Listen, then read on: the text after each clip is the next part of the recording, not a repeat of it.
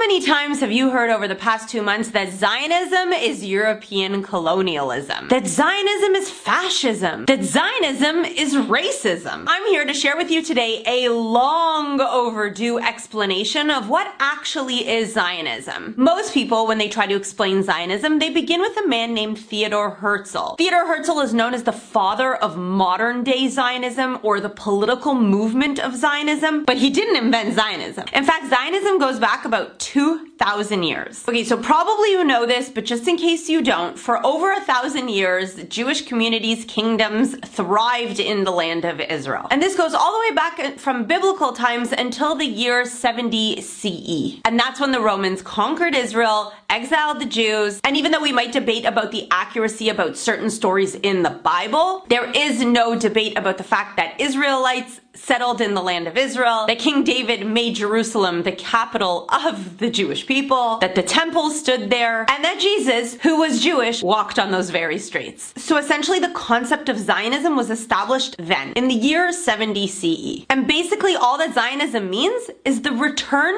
to Zion. Zion being another name for the city of Jerusalem. But here's something that even most Jews don't know. The first time Zionism was actually physically implemented was even 400 years before that. The Babylonians conquered Jerusalem, which led to the Babylonian exile to the area of what is modern-day Iran. King Cyrus, known as Cyrus the Great, managed to defeat the Babylonians and establish the Persian Empire. And this empire that stretched across the globe included Jerusalem as well. And one of the things that King Cyrus did, he issued a warrant for them to return, for the Jews to return from exile to Jerusalem. And this was facilitated by two characters in Jewish history known as Ezra and Nehemiah. And that return to Zion, or in Hebrew known as Shivat Zion, which is literally translated to return to Zion, was the first physical act of pure Zionism. But sadly, not all Jews decided to immediately return to Zion, resulting in the story of Purim, when a very wicked man wanted to commit genocide on the Jews. Yes, that's what happens when the Jews are in diaspora and don't have a state of Israel to defend them. So the Jews came back, Zionism, everything's great, 400 years, and then the Romans come and kick them all out again. And this time, the exile lasted 2,000 years. And in those 2,000 years of diaspora, where Jews were scattered all across the world, that's when Jewish prayers were written, Jewish literature, Jewish history. And that's how Jews managed to maintain themselves as an ethno-religious group without physically being the owners of the land of Israel for 2,000 years. During this time, as you probably know, the Romans changed the name of Israel to Syria Palestina in order to humiliate the Jews and try to disconnect them from the land. But it didn't work, because it was there in the diaspora that the return to our ancestral homeland of Zion would essentially be integrated into every part of religious, ethnic, national, and cultural aspect, every aspect of Jewish life. For example, Jews pray facing Jerusalem, no matter where they are in the world. 3 times a day, a prayer is said calling for the return to Zion and for the reestablishment of self-autonomy for the Jewish people in their indigenous homeland. At wedding ceremonies, grooms for over 2,000 years have been saying that if they forget Zion, they'll forget their right hand. And then they smash a glass to remember the destruction of the temple. For 2,000 years, at every Passover table, in every Jewish household around the world, it has always been said, next year in Jerusalem. And again, while Theodor Herzl may be considered the father of political modern Zionism, there's many different types of Zionism, such as religious Zionism, social Zionism, but what is shared among all the different types of Zionism is the fact that Zionism is deeply rooted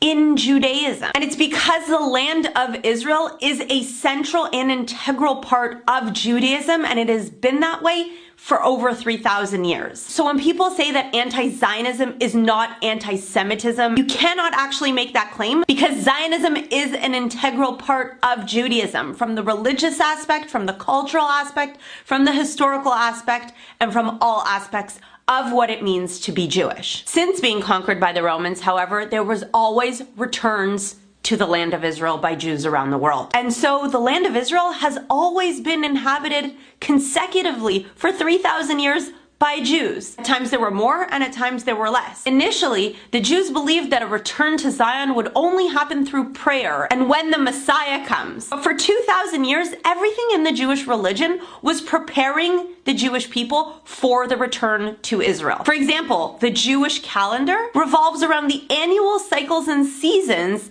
of the land of Israel. The rabbis who taught and developed the foundation of Jewish practice lived in the land of Israel, writing the Jewish literature known as the Mishnah, and the basis for all Jewish law was written in Israel as well. Many Jews from around the world over many years tried to come back to Israel, but it was dangerous to do so, and many died along the way. One famous rabbi who did so successfully in the 13th century was a rabbi named Moses ben Nachman, and he led a whole wave of immigration coming in from North Africa. And they found the city of Jerusalem basically deserted and destroyed, left by the Crusaders. This successful wave of immigration created a time in which Judaism flourished in the Holy Land. And many of the synagogues that they built in the 13th century still exist today. The Spanish Inquisition of 1492 brought yet another wave of Jewish migration back to its ancestral homeland. A famous descendant of that wave of immigration is a famous rabbi called Yosef Karo. That's the spiritual side of Judaism, the modern Kabbalah that many people study today, like Madonna, and it's based in a city called Tzfat. During the 15th and 16th century, Tzfat was a global center for Jewish studies. But something pivotal happened around the 18th century. Rabbis started talking about not waiting for the Messiah, that prayer wouldn't bring redemption, and that true redemption would only happen when Jews started to take practical action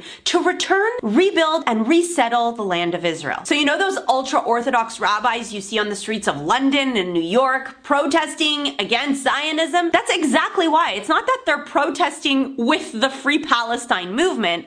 It's that they believe that Jews shouldn't settle the land until the Messiah comes. They're a very small fringe of Judaism today, but you shouldn't be fooled. They're not out there on the streets protesting against Israel because they're advocating for a Palestinian state. So now we get to Europe, because up until then, basically all Zionism was Zionism that came from Jews of the Middle East, North Africa, Spain, certainly not European white colonialism. For years, they were suffering extreme oppression, segregation, persecution. And that's where we get Herzl, who comes and basically says, listen guys, enough is enough. We've been slowly coming back to Israel for over 2,000 years, but we need to start making this political. We need the world to understand that the time for the Jews to resettle and rebuild their ancestral homeland is now. We're not going to make it anymore in Europe. And he was right, because this was way before the Holocaust, and he basically knew a Holocaust is coming. So that's when political action began to be taken in order to establish an actual Jewish state. Mind you, up until about a few hundred years ago, there were no really nation states in the world. So this was also a time in which nation state kind of became a thing and people started talking about it. And yes, while we recognize that there were other people over 2,000 years who inhabited the land of Israel, there was never a nation state called Palestine. And that's why in 1947, when the UN voted in favor of a partition plan, one state for the Arabs and one state for the Jews not only accepted, but they also said and put into their Declaration of Independence, any non-Jews who will be living in Israel will be granted full equal rights. And that's evident till today with the 2 million Israeli Arabs who are completely equal under the law in Israel. So as you can see, Zionism is certainly not a European concept. It's definitely not a racist ideology. And it's certainly not about white supremacy, as Israel is a diverse and multifaceted country comprising of people of all faiths and all colors. Contrary to what you might have been told, Zionism is not colonialism. In fact, it's quite the opposite. Zionism is the decolonization of the Jewish people's ancestral homeland, finally taking it away from Roman conquerors, Byzantine conquerors, Persian conquerors, Muslim conquerors, the Ottomans, the British. And that's why in order to be a Zionist, you don't need to be a Jew. You just need to agree that the Jews have a right to self-determination in their ancestral homeland.